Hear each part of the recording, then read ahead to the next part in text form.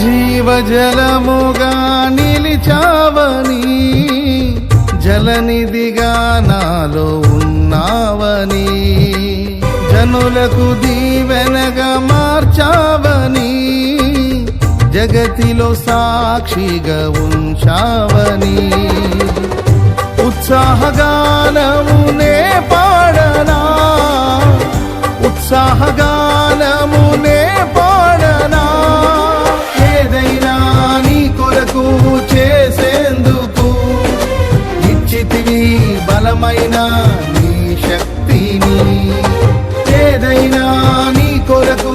చేసేందుకు ఇచ్చితివి బలమైన నీ శక్తిని, ఇది ఏ చాలును నా జీవితాంతము, ఇలా నా కన్నీయు నీవే కదా.